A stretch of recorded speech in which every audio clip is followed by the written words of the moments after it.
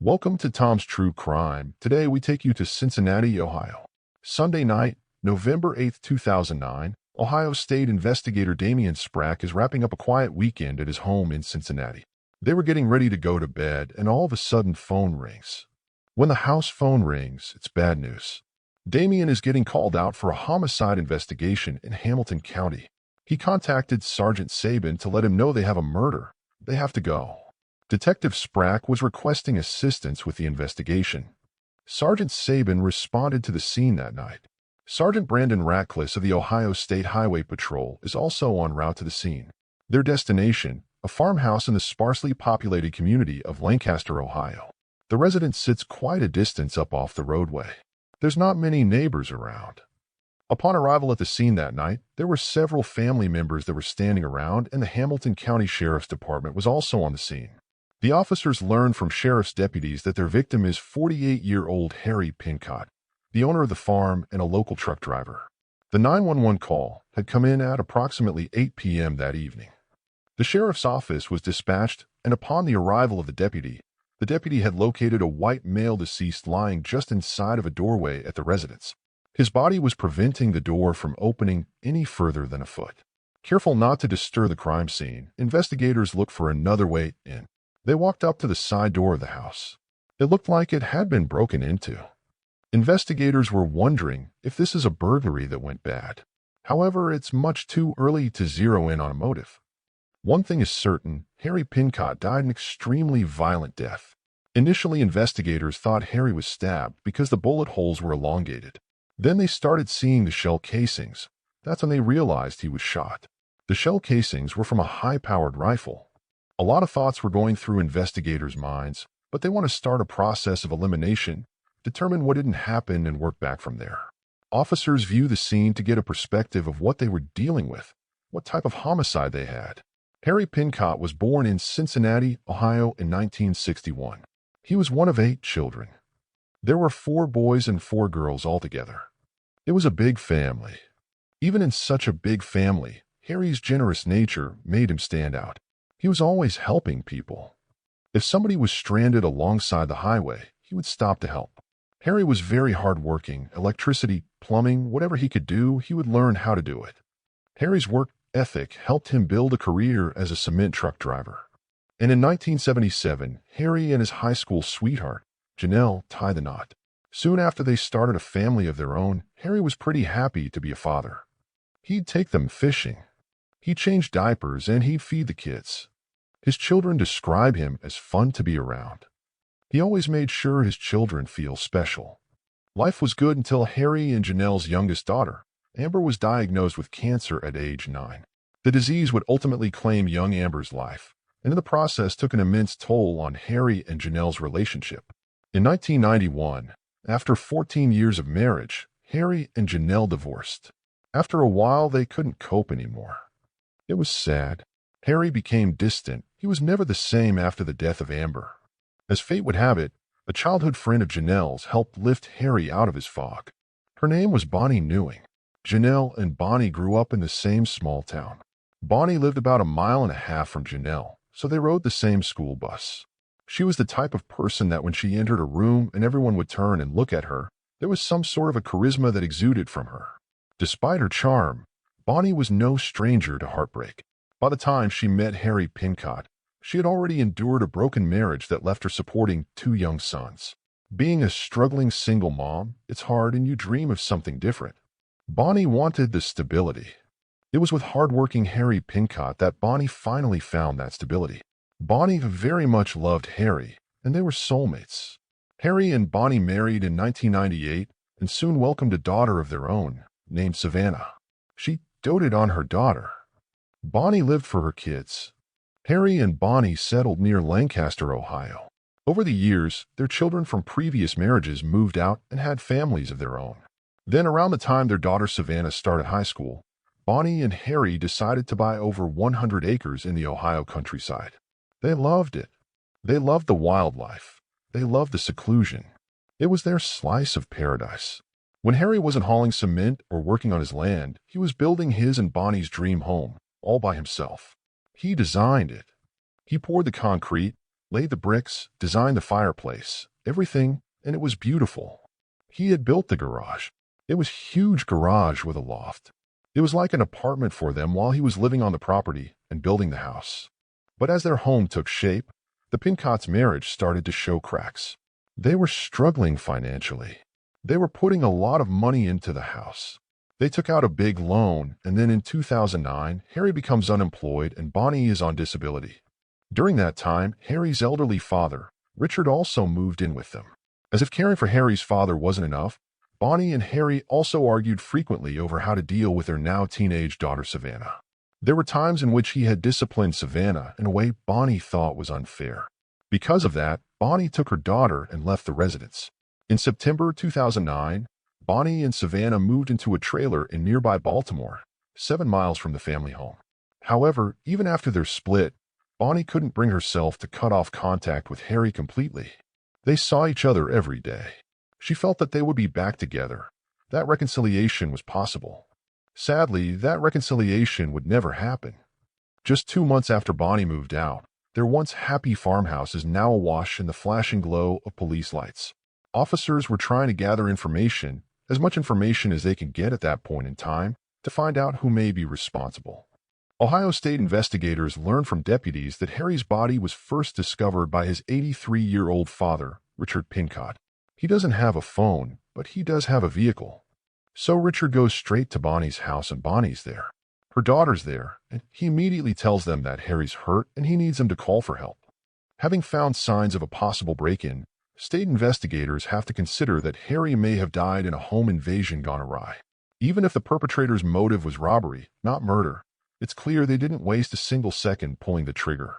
It looks like as soon as Harry walked through the door, or was shutting the door, he got shot immediately. Hours after 48-year-old Harry Pincott was gunned down inside his own home. Ohio State investigators are scouring the crime scene for evidence. There were a couple shell casings that were found at the scene, but the weapon that would have fired those bullets was not found. Given the position of his body, investigators can conclude that Harry Pincott died moments after returning home. The question now is, where did those shots come from? When you enter the residence, there's a staircase that led up to bedrooms, and there's a large opening in the wall at the top of those stairs from a bedroom, which would give one a vantage point over that larger area. It appeared that the shooter was shooting from upstairs, shooting down towards where the victim was. Outside the home, Sergeant Brandon Rackless speaks to local authorities. What deputies tell him adds a frightening new twist to this investigation. They informed Sergeant Rackless that there was another shooting at this address, and this was the second shooting at this location in the past few months.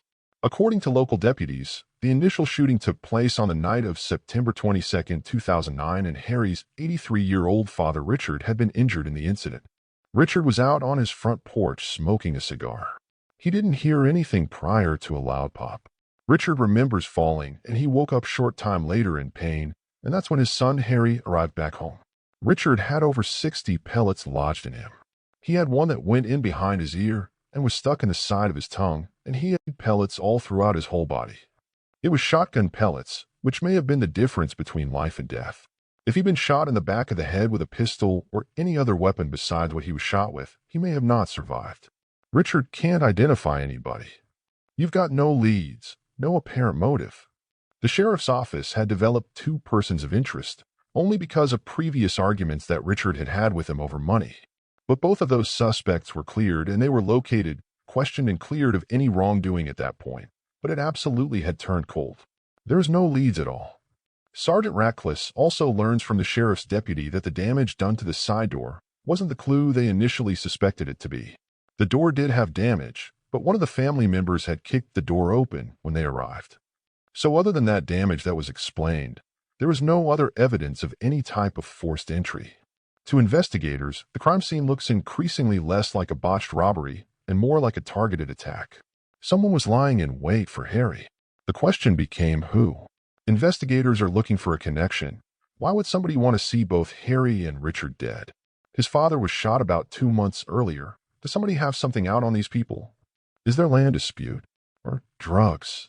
Looking for answers to those questions, police turned to the people who knew Harry best, his family. Anyone that was present at the scene were interviewed. Investigators want to start a timeline and try to find if they had any suspects. According to Richard Pincott, he found his son's body when he returned home that evening shortly after 8 p.m. He was obviously emotional because of what he had just seen. Police asked if he knew who would want to do this. Richard can't think of anyone who would want to kill him or his son. Detectives asked Richard if anyone unusual had been on the property in the past few days. They found out about a man who had cut wood with Harry. His name is Derek Moyo. As Richard passes along Moyo's contact information, investigator Damien Sprack speaks with Harry's stepson, Colin Mizzi, and his wife Kylie. Colin said that they'd been at their house all night until they got the phone call from Bonnie that something had happened to Harry. They had no information of who possibly could have done this or why they would have done it. Police then speak to Bonnie Pincott, Harry's wife of 11 years who'd raced to the scene the moment her father-in-law told her what had happened. Bonnie, she was upset. She had just lost her husband. At the time this happened, they were estranged. She was living in Baltimore. Harry was staying out at the farm. Bonnie tells investigators that she had last seen Harry around 7 p.m. that evening outside Colin and Kylie's home. She gave him a peck on his cheek. She told him she loved him, and he asked if she was still his, and she told him she was. According to Bonnie, she spent the rest of the evening at home with her 17-year-old daughter Savannah, a story that Savannah readily confirms. She had a pretty solid alibi as far as law enforcement was concerned. Investigators tried to find out who she thought may have been responsible for this. She had mentioned some neighbors nearby having problems with them, and fearing that they had stolen his welder. Police have seen people shoot their neighbors because of an argument or just something as simple as a person feeling like they got ripped off. When day breaks the following morning, police begin running down the leads provided by Harry's loved ones. They start with Derek Moyo, who was at the Pincott home with Harry the day of the murder. Derek Moyo told police that it's one of those things where he would go visit with Harry. He would cut firewood. It sounded like a friendship, so it wasn't like the guy came out and bought wood and left. That was the first time that he had actually heard that Harry was killed. He was very shocked and surprised. Derek Moyo tells police he left the property late Sunday afternoon.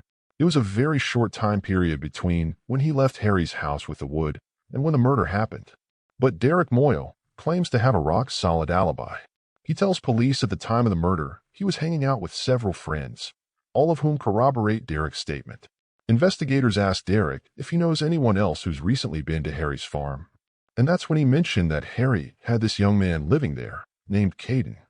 All police had was a first name. That got police's attention because none of the other family members said anything about that. Police thought he was helping Harry Pincott do some farm work and cut wood for him in exchange for room and board. Derek said Cayden was residing with Harry Pincott, apparently up to that weekend. He knows the layout, knows the house, and knows Harry, and so that's something police wanted to look into. Derek Moyo also tells police that a group of suspicious-looking men came by to visit Cayden last week. Soon after that, Cayden told Harry he was moving out. The timing of Cayden's sudden departure raises questions for investigators. Why is he not here, and why did he leave just the day before this homicide? Police need to find him. Less than a day after Harry Pincott's murder, Ohio investigators are looking for a man known to police only as Cayden. Cayden was doing odds and ends around a house for Harry and was living there, helping out at the farm. They're looking for somebody who knew the layout of the property, somebody who might have had a reason to do this. Police had to do some digging to find out who Cayden was. They were able to come up with a last name, Hazlett. 20-year-old Cayden Hazlett is a local resident who police learn attended high school with the victim's daughter, Savannah Pinncott.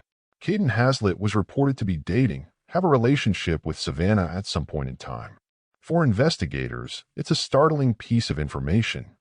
Police interviewed Savannah. Savannah never mentioned Cayden. State police bring Savannah Pinncott in for additional questioning. When they ask her about her relationship with Cayden Hazlett, Savannah's response surprises them. Savannah, she denied that they were boyfriend-girlfriend. She said he was just staying with her father, and they had no relationship at all. Detectives ask Savannah if she has any idea where Cayden Hazlett could be now. She tells police the names of Cayden's good friends, and police track all three of the individuals down. They found that Cayden was staying with a friend. That friend's name is Sebastian Dunworth. Police went to his house and Cayden was outside. They began to talk to him about Harry Pincott and asked if he had heard what happened to him. Cayden said, "No, what's going on?" Police told him that Harry got killed. Cayden became upset. Police asked Cayden where he was this last weekend. He kept saying he was with Sebastian.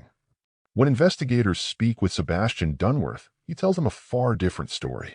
Sebastian said Monday night, the day after the homicide, Cayden showed up around 7 o'clock in the evening. Sebastian was blowing Cayden's story right out of the water. Investigators asked Cayden to sit down with them and answer more questions. He agreed to come back to the station with them so that they could speak with him. Cayden confirms he's been staying at the Pincott's farm for a few months, helping Harry take care of the property. Cayden moved in January and stayed throughout the summer. He said he enjoyed it. He took care of the farm, worked with the horses, cut wood. It seemed Cayden was also infatuated with Savannah, so police think that kept him around for quite a while as well. Cayden tells police that he and Savannah briefly dated in high school, and they stayed friends even after Cayden started using drugs and his family cut him off. Cayden's family was upset with him with some of the decisions he made, into drugs and trouble, so they kicked him out of the house. Savannah has a big heart, so she ended up talking to her parents and Cayden moving to the farm. Harry was always wanting to help people. That was his nature. So he helped Cayden. Cayden says the Pincotts became like a second family to him, but his interview strikes investigators as odd. Not one time did Cayden ask how Harry got killed. When police questioned Cayden's alibi, he changes his story, now claiming that at the time of the murder, he was babysitting for Harry's stepson, Colin Mizzi, and his wife Kylie. Investigators reach out to the Mizzi to try and verify Cayden's story. Kylie did say that yes, he was at their house at the time this incident took place. Once they got notified of the homicide, Cayden was still there at the house, so she asked him to babysit her children. As Cayden Hazlett's interview continues, he insinuates that he has inside information about the murder. He's tossing them some tidbits, some names of people maybe they should talk to. He brought up Sebastian Dunworth. He was implying that he thought that he was involved with the murder. Police asked Cayden, "Is Sebastian ever at Mr. Pincott's house?" He said, "Yeah, he worked on his vehicles and he knows where he lives." Cayden said Sebastian was out at the property a day or two before the homicide with his girlfriend and with Cayden. Police aren't sure if they can trust Cayden, but they have to follow every lead. They conduct a background check on Sebastian Dunworth and learn that he was recently released from prison after serving more than 16 years. That got police's attention. It led police to believe they definitely needed to speak with Sebastian at length. Police asked Cayden to contact Sebastian to come pick him up. Police would like to talk to him and see what his involvement was. Cayden agreed. Cayden said he could lure Sebastian to the residence of Harry Pincott's daughter and son-in-law. As darkness falls, police head to Colin and Kylie Mizzi's house where they lie in wait for Sebastian Dunworth. Officers were instructed to conduct surveillance on that residence. And the signal that the suspect was coming to the residence was Cayden Hazlett would walk out onto the front porch and light a cigarette and smoke a cigarette.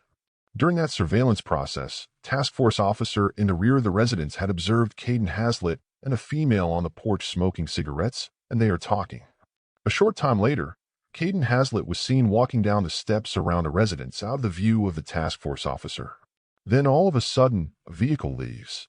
Police follow the pickup as it leaves the Mizzi home. Police follow the vehicle, and the vehicle abruptly pulls to the right shoulder and stops.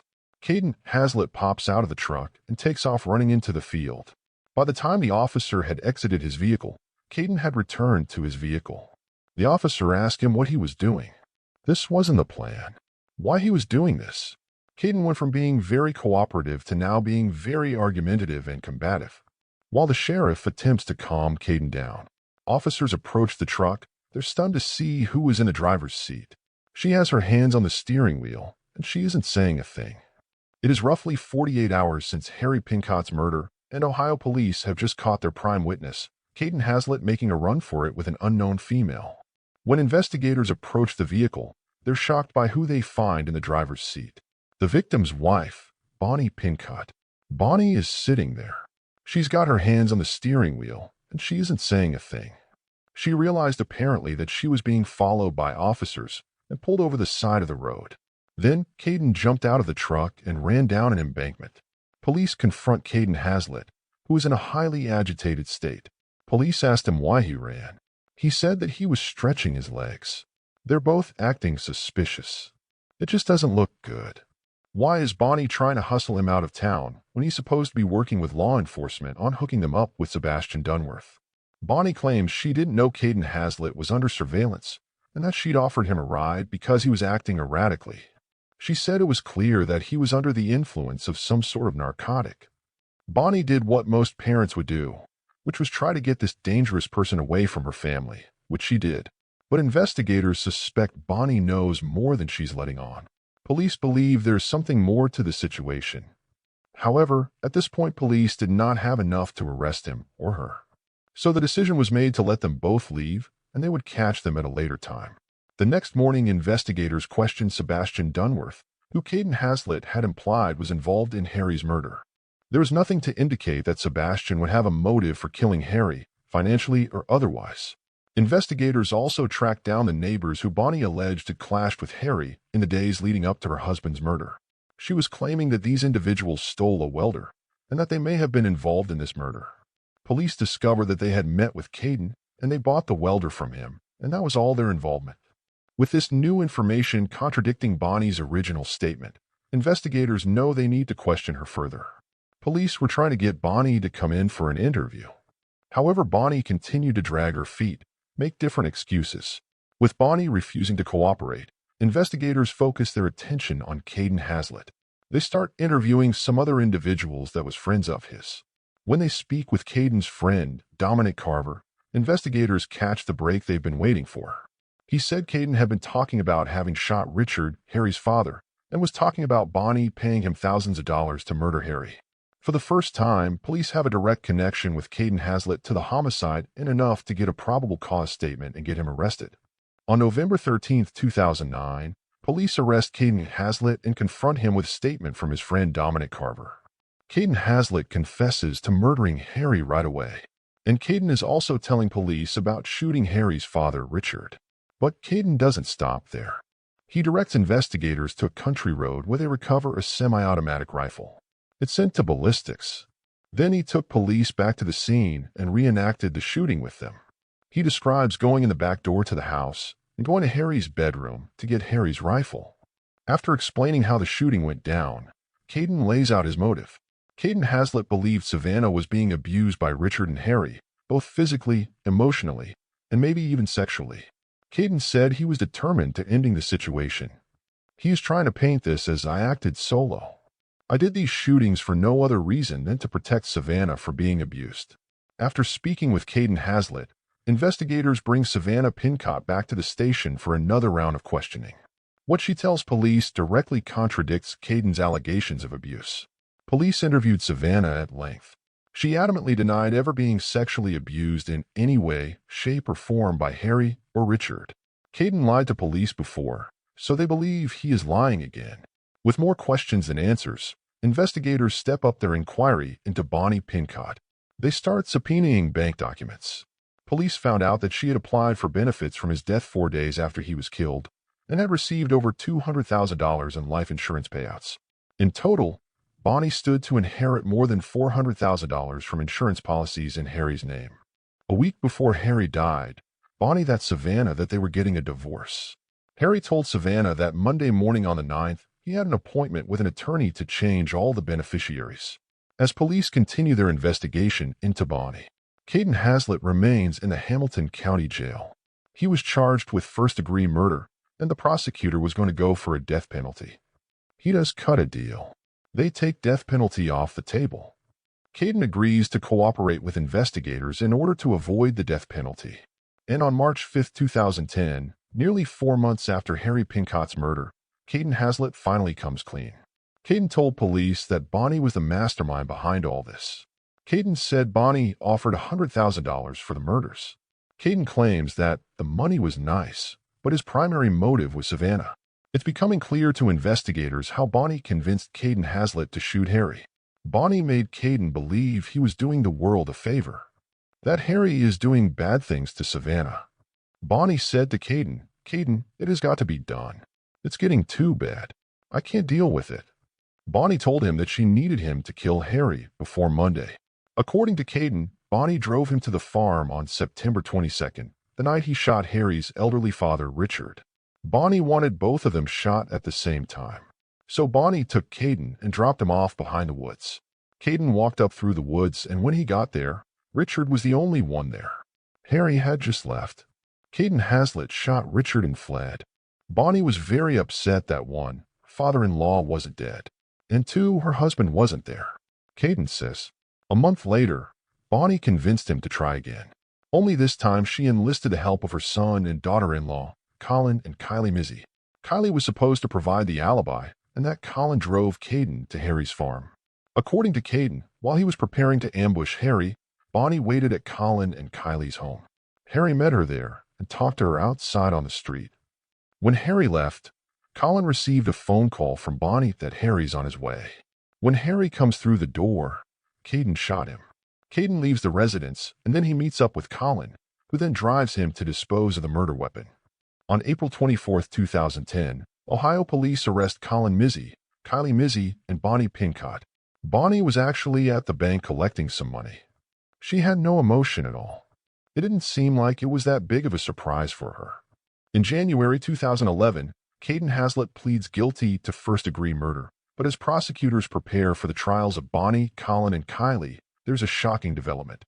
Cayden said he had made up the whole story. Bonnie and Kylie have nothing to do with this. It was just a huge moment. In January 2011, a year and a half after Ohio authorities arrested Bonnie Pincott for the murder of her husband Harry, the state's star witness Cayden Hazlett does a stunning 180. He recanted that story and admitted that he was lying. He said that he was trying to shift the blame for this murder off of himself and onto Kylie and Colin Mizzi, as well as Bonnie, because he was trying to avoid the death penalty. Though the case against Bonnie and the Mizzis has suffered a serious setback, prosecutors decide to move forward without Cayden's testimony. On June 10, 2013, Bonnie Pincott's trial begins. The trial was for two crimes, the murder of Harry and the attempted murder of Richard, Harry's father. Prosecutors had to prove that Bonnie aided or encouraged Hazlett to cause her husband and her father-in-law to die. Prosecutors tell jurors Bonnie's motive boiled down to one thing: greed. Bonnie knew that her relationship with Harry was going to end in divorce. She wanted it to end in a way where she has the money. She would have the farm, she would have all the life insurance policies, she would be rid of her husband and his father. Bonnie wanted the entire property herself. Prosecutors say Bonnie dangled allegations of abuse along with the promise of a cash payout to secure the help of her son, Colin, daughter-in-law, Kylie, and Cayden Hazlett. This was a cold-blooded, premeditated homicide orchestrated by these individuals. One crucial witness for the state is Bonnie's daughter-in-law, Kylie Mizzi. Kylie was willing to cooperate and took a deal. That was for hindering a prosecution. She got probation. The defense counters by pointing out that Kylie Mizzi only confessed in exchange for a reduced sentence. Kylie took advantage of the state of Ohio in that they really wanted to get Bonnie, and they used her for her testimony. As far as Bonnie's defense team is concerned, there was no conspiracy. Cayden Hazlett murdered Harry Pincott on his own. On June 11th, they called Cayden Hazlett to the stand. Cayden tells the court that he alone was responsible for the murder of Harry Pincott, as well as the attempted murder of Harry's father, Richard. Cayden claims he acted out of concern for the safety of Harry's daughter, Savannah. Cayden Hazlett believed that they were inappropriately touching her in some manner. Cayden had a couple of different stories. The one at trial he told was Harry is violent and dangerous, and he has threatened Savannah, and Cayden has found out about this. And so he goes over to the house to confront Harry. Cayden claims that his intention wasn't to kill him. His intention was to eliminate the threat. Cayden claims Harry said, "Cayden, I made that girl, and I'll do what I want with her." Cayden said that's when he made the decision. It's a mistake. Cayden's testimony is powerful, but on cross-examination, prosecutors waste no time poking holes in it. You have Cayden Hazlett saying that I acted alone and nobody else knew anything about it. It begs the question, well, if nobody knew anything about it, why would they be providing you with false alibis? The only evidence of abuse that ever existed was from the fantasy mind of Bonnie. Savannah did a deposition, and she denied that there had ever been any sexual abuse. Bonnie was the one, Cayden Hazlett said, who gave the final go. If it hadn't been for her, this would have never happened. After both sides rest their case, the jury doesn't take long to render their verdict. The jury was back in about 45 minutes with a guilty on all counts. Everyone was crying. Harry's family was there. They were crying. Bonnie's family was there. They were crying. Bonnie Pincott received a sentence of life without the possibility of parole. Bonnie's son Colin, pleaded guilty to his role in the murder. He was convicted of conspiracy and sentenced to 6 years in prison. Savannah expressed relief when her mother was put in prison.